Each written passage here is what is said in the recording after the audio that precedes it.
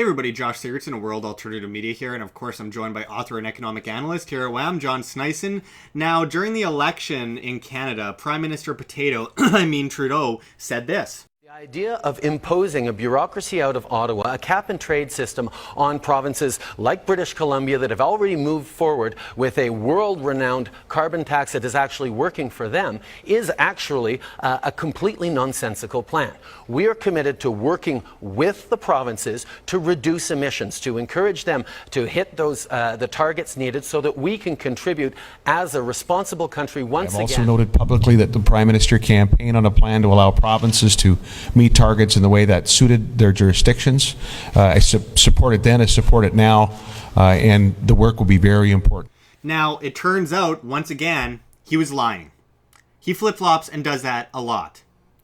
In fact, he will be imposing a carbon tax on all provinces in Canada.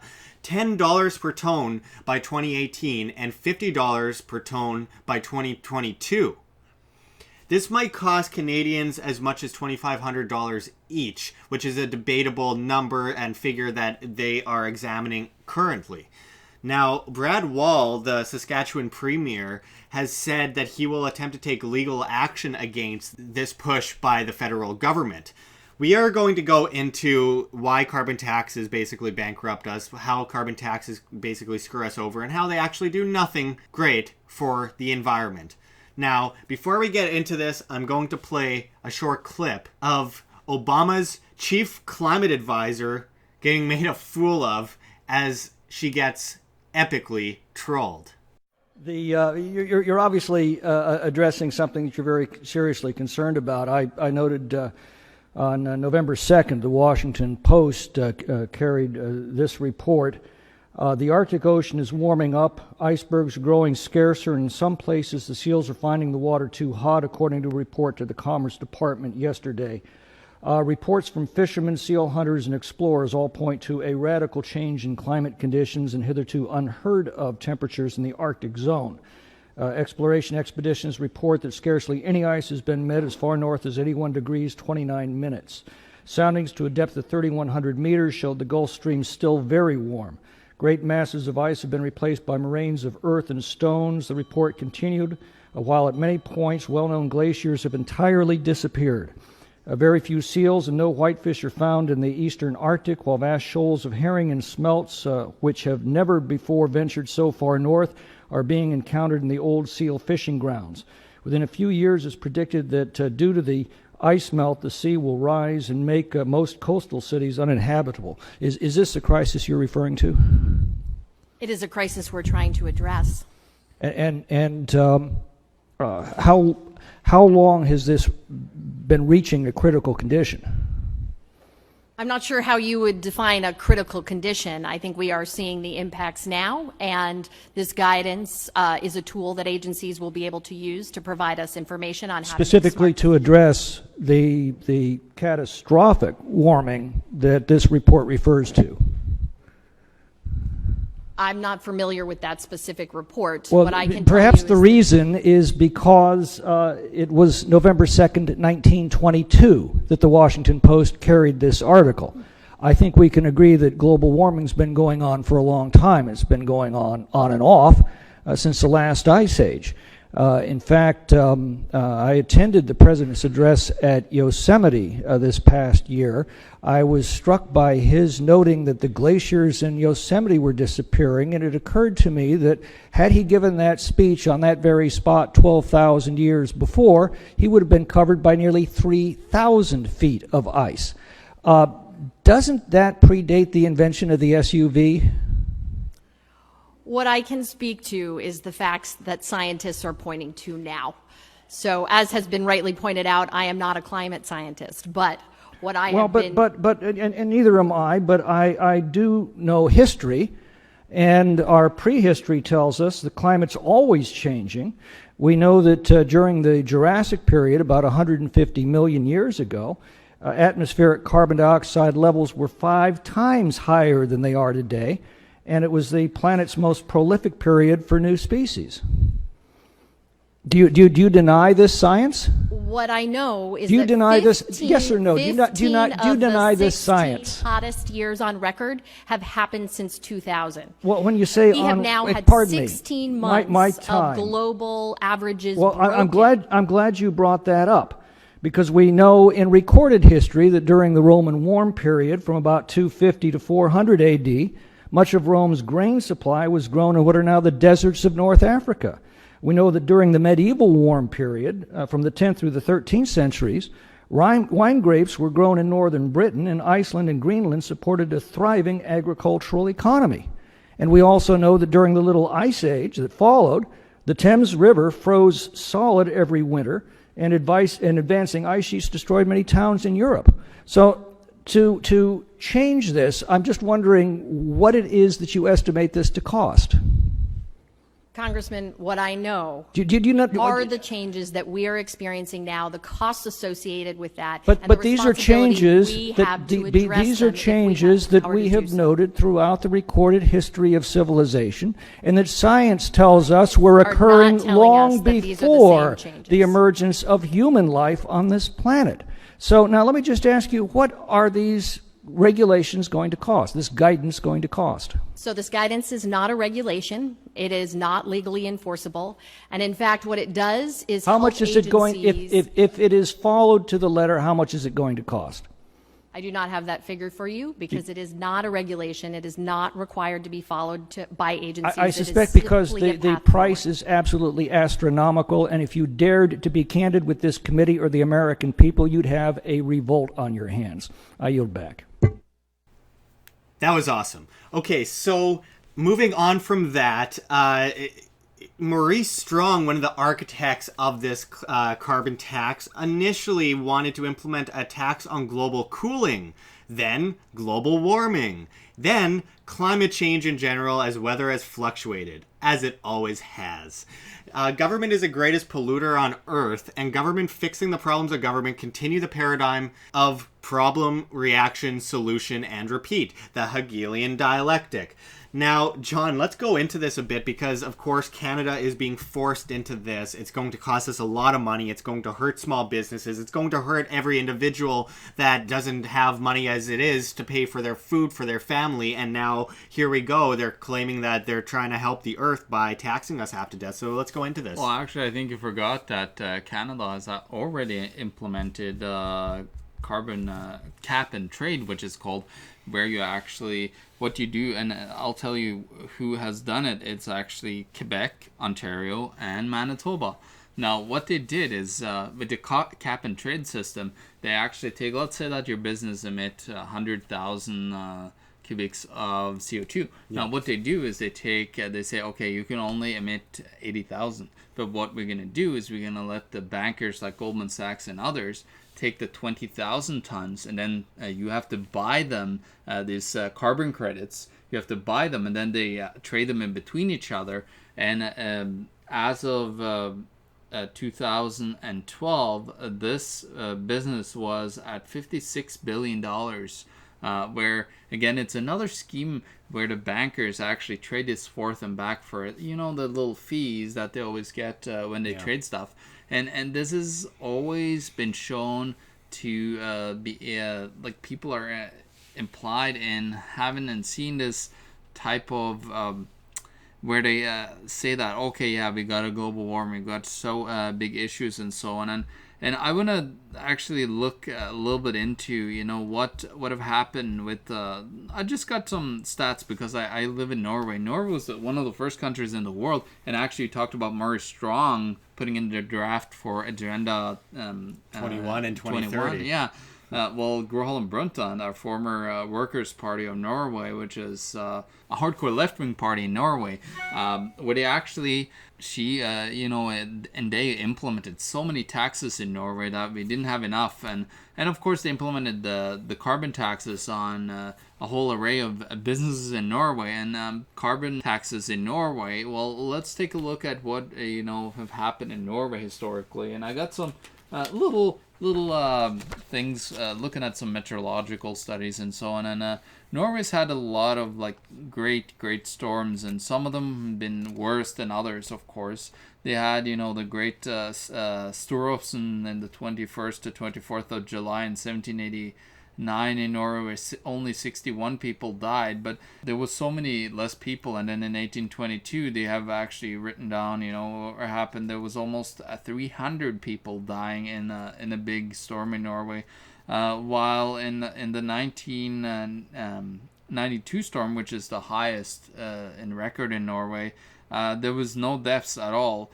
Which shows, like, of course, over time, what have happened is they've been way better at, predicting storms and, telling people what they need to do in order to prepare and protect themselves. And what I found interesting is I looked at data in Norway to try to find anything predating 1990s. Well, in 1992 was when they actually implemented the carbon taxes in Norway. Well, what I found was literally almost nothing. They talked about a list of extreme weather, they call it. And in 1969, they have one record of it, and in 1987. But then from 1992, when they implemented the carbon taxes, they have 50 different extreme weather storms that they call is so extreme and so dangerous. But when you look at them, they've been, like regular storms, because what happens when you have these storms, they actually cycle around. Like what happens is they start in the Atlantic, then they slam into the Caribbean, come up and along, and then they go over to Norway and hit Norway, because they cycle. It's just a cycle that is very regular, and it's happened for thousands of years. Of course, the dinosaurs didn't keep records, so we don't really know about the storms and everything that happened at that time. Well, I wanted to kind of go into this because in the 1200s, there was that warming period. It was extremely hot in that period of time. There was a mini ice age in the seas of Britain in the 1600s. Ice caps were recently melting on Mars. Glaciers naturally decline after an ice age. That's what happens. That's what they do. It's normal for them to melt. And when the next ice age comes, which many scientists say will be in the next couple hundred years even, some scientists even believe that we're already going into an ice age right now, it's going to happen. And what is the most unpredictable thing on Earth? Weather. Yeah. And when the government can take a hold of people's fears regarding weather, they know that they can get away with a lot, because most people just haven't lived long enough to see the fluctuation of weather over hundreds and hundreds of years, obviously. So they aren't used to certain things, and when they see something new, they go, whoa, I need to be taxed. Well, we saw a recent report, actually, of a big news agency, where there was a reporter saying that if we don't start paying carbon taxes, these storms are going to keep on continuing, and we need to stop these storms. We'll show the clip for our viewers here as well. He believes so deeply in protecting the environment, protecting the climate. And this is something that he has been pushing for, arguably, for the past 7.5 years. And when you talk to the president, you hear him talk, he thinks that this is one of the most significant aspects of his legacy, that he has done something that unites the world around the goal of saving the planet.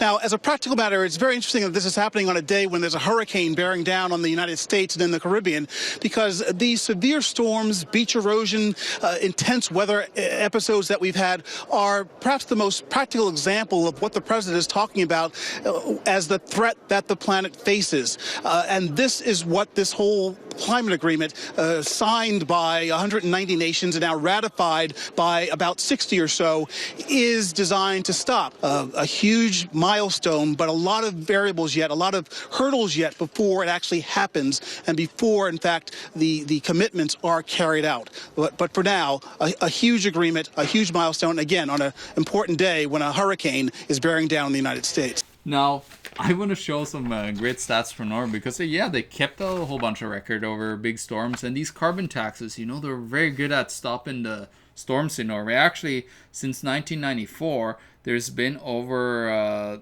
70 storms in Norway, which they actually vary. There's no real cycles to it.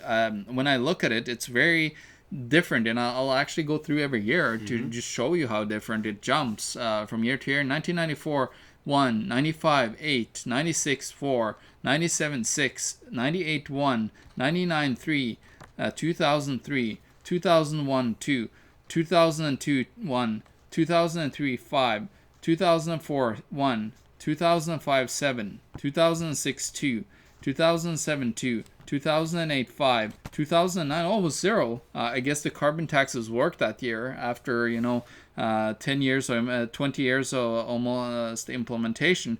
In 2010 1, 2011 3, 2 in 2012, 2013 3, 2014 4, 2015 5, and so far in 2016 1. Now, when you look at these numbers, it just shows you that these storms are not coming in a predictive outcome.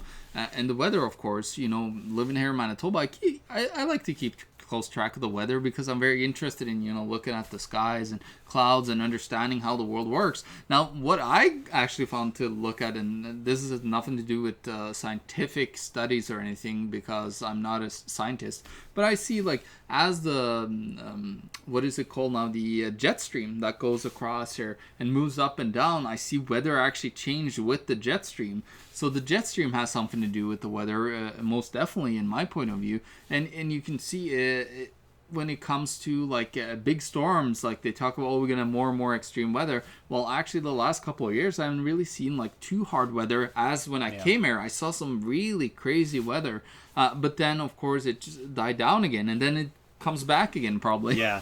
Well, and let's talk a bit about how this affects small businesses, because they are pushing this carbon tax, and businesses have to ship. Businesses have to get their product made, and when they are being taxed with this carbon tax by the tonne, a lot of these businesses are going to suffer from this. Now, again, the big monopolized industry the government has monopolized itself will still be somewhat okay. I mean, it's going to hurt them too, but they are going to be able to get above it and further monopolize as competition is driven out of the market because companies can't pay for this extra tax. They're already taxed to death as it is and regulated out of the market. So we'll have small businesses being unable to make amends here, and they will not be able to go forward with their business. They will be pushed out of business. This is a serious issue, and we're talking about our economy all the time here at WHAM.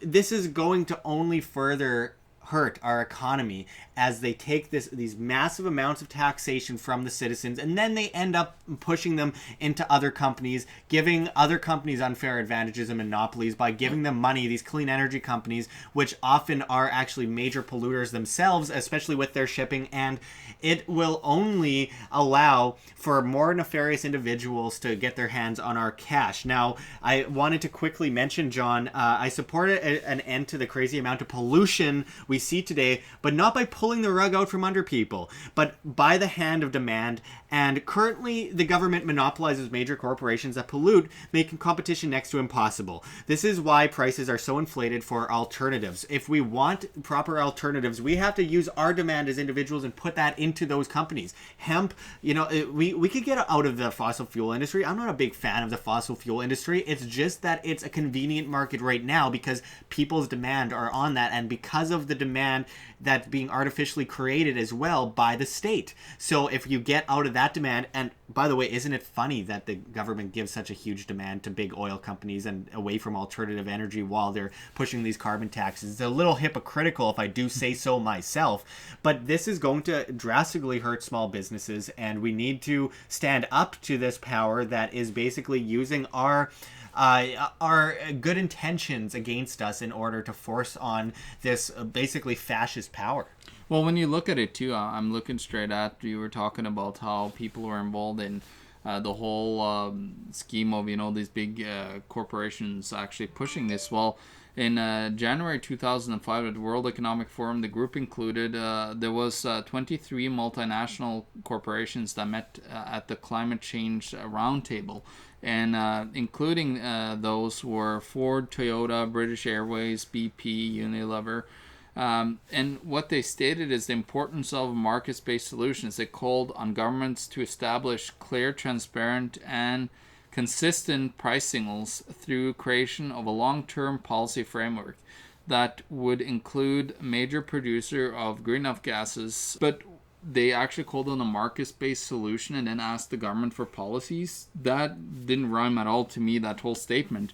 But what was interesting, in 2008, Rex Tillerson, the CEO of ExxonMobil, said a carbon tax is a more direct more transparent and more effective approach than the cap and trade system, which he said inevitably introduces unnecessary cost and complexity. Well, the thing is, in Norway, it hasn't worked. Like, emissions are up 15% in Norway, and they've had carbon taxes now for, let's see, since 1992, that would be 24 years. Yeah, absolutely. And this is a major problem. I mean, what a funny point would be to make is that Al Gore, one of the biggest fearmongers who claimed the oceans would rise and take out cities a decade ago, owns an oceanside mansion. These people are laughing at the vast ignorance and blind trust of the populace. And now on top of that, we got these idiot celebrities pushing things forward, like Bill Nye, the so-called science guy, who in no way is a scientist, and he's a fraud, and I allege that. I'm going to get in trouble for that. But Bill Nye wants to imprison climate change deniers. Now, that's not very pro-science. I'm pretty sure that's anti-science. I'm pretty sure that is stopping any way for people to argue the facts. I mean, the whole basis of science is based on our ability to prove it wrong. And then we have Leonardo DiCaprio, who says no one who denies man-made climate change should be allowed to run for public office. We got these major monopolies forming now by these people who claim they're anti-corporation. And then, Agenda 21, Agenda 2030, these UN regulations by world government officials. And on top of that, we got people like Trudeau, Justin Trudeau, shiny pony, little potato here in Canada, flying all the way down just to sign a piece of paper because he cares so much about carbon emissions. He's going all the way down south to sign a piece of paper. And we have to remember that people like Leonardo DiCaprio are doing the same thing. They're flying private jets around while claiming that we should pay more. And they can afford to pay more. We can't afford to pay more. And isn't it interesting? At the same time as all of this, we see the facts, like the fact that carbon dioxide is one of the biggest bases of plant life on the planet, that when there's more carbon dioxide, there's more plant life. When there's more carbon dioxide, there's more microevolution among species. There's greater amounts of animals found throughout the wild. It's one of the greatest things possible for nature. It's a brilliant thing. Well, it's a part of photosynthesis. Yeah, and these idiots will try to debunk grade 2 science class for us and say that we need to be taxed because we are horrible. We need to be depopulated. We're killing the planet. If there's overpopulation, that's another one. If you put every human being on the planet on the island of New Zealand, it would be less dense than New York City. This is just a great deception using your good intentions against you, good people. They are trying to make a fool of you, and it's been going on for a long time. Global warming in the 1920s, global cooling in the 60s, 70s, global warming again in the 90s, 2000s. Now it's climate change because they're like, oh, well, the weather keeps changing and fluctuating, so we got to give it a name so we can tax people and fearmonger that weather changes. Yeah, well, that report that we heard the guy referenced to that was in the U.S. Government there, what they referenced to was actually people in a report, an article that was actually in the Washington Post from Norwegian explorers that explored up in as far north as Svalbard and a little bit further north, and it was melting, like everything was melting again, and it shows again in cycles. And I actually have like the hottest record of the hottest periods, like the actual hottest recorded temperatures, and I see a ton of them was recorded back in that time frame. There was actually a whole bunch of them that are still not broken in a lot of countries, half and half actually, I would say, from around the 90s to 2000s and then back to 1900s. There's basically half and half with the warmest recorded temperatures, and it's very random. I also looked at the coolest temperatures in the world and took a look at where are they, and they're very random. It's not like they say, oh yeah, it's in the deserts or in this certain area. No, they were actually like recorded, these temperatures, like these hardcore like cold temperatures or warm temperatures. They were recorded in very random places around the world, and it shows again how our Earth is such a complex unit that you have all these things interfering, and it's not only the Earth itself and us as people. It's very little actually that, and a lot of it has rays that comes from other stars, and then of course our own star, the sun, has so much to do with our planet. It's one of the biggest influencers on our planet itself. If we didn't have the sun, we'd be dead. There'd be nothing left of us here on Earth. Yeah. Everything needs it. It's a part of the photosynthesis process that makes life happen. You know, where CO2 gets, you actually breathe out CO2, you should be taxed because you're breathing as well. Got to Tax remember on the air that. you breathe. I feel like that Beatles song Tax Man right now. It's just so absurd. Yeah, and this is just cycles again. We talked about big government. Government's getting bigger. They got to find new solutions to tax people more. Well, here you go. It's a fantastic thing of creating fair, you know. And you mentioned Norway. I mean, Norway, the carbon emissions have gone up since the carbon tax is implemented. And I mean, why can't people do things for themselves? People feel so helpless and apathetic that they just depend on government for everything. Why can't you use your demand to not buy things that push towards more fossil fuels? That's your demand. If you are able to manipulate the market with your demand, as it should be, as the individual should affect the market instead of the government, then you would have the clean energy alternatives you want. Yeah, and how about that? How about, you know, not just the clean energy sources that we've been talking about when it comes to, you know, having the solar power, the wind power, and so on. How about trying to really research hard into things that fusion power and having unlimited free energy and so on? How about actually like giving people the power to put solar panels and stuff on their own houses instead of like taxing them and charging them a lot of money? Like, lets people, like, without government interference, put stuff on their house, be off the grid and not be energy dependent. And then of course be able to, like, why can't we just like research the greatest things in the world and find the greatest energy sources and the greatest way and the least toxic ways for people to survive here and thrive. Cars that ran on water were invented like 35 years ago. Hemp-powered cars. Hydrogen These cars, are yeah. beautiful things that if the market allowed for it, which it can't because it's manipulated by the state, then we'd have it. And just remember, like what Tesla did. Tesla was able to create free energy. However, he got stepped on and pushed aside by the very people, the government establishment and the banking establishment that are pushing these carbon taxes right now today. Yeah, General Electric. All the way back then, they forced Nikola Tesla to give up everything he had. Well, what they're doing today is they're forcing the coal industry and everybody else, while they actually are the ones that have some coal plants left, which is interesting because they work with Obama there. Yeah, and we see recently TELUS came out in favor of Justin Trudeau's carbon taxes, and they are seeing huge amounts of boycotting, which is great. That's demand. You should boycott them because they don't care about you. They want you to be controlled, and they not only are they a major spy network, but now they're also pushing for you to be extorted. And that's what this whole thing comes down to, is that carbon taxes form new monopolies as the state extorts the people and hands it over to major corporations. You guys need to get out of that. We all need to get out of that. We don't consent. I don't consent. I want to opt out, but they don't give me that right. So now I have to be taxed, extorted, and give it my money to major corporations under a fascist ruling that allows them major monopolies that then people blame on free market capitalism, which is just so stupid. We need to get into a more sustainable way of living, but not by the hand of force, not by the hand of government, but by the hand of the individual. Yeah, we need to look at who's pushing these ideas. And when you looked at it here, it was a lot of the bigger corporations, the multinationals, that came out and said, we need, to tax and force people to pay these taxes because that they pollute. Well, they're the biggest polluters. And then they want to force any competition whatsoever to pay a very high dollar for amount of pollution that they put out. So they do not have any chance to really get started into the business to compete with them in the first place.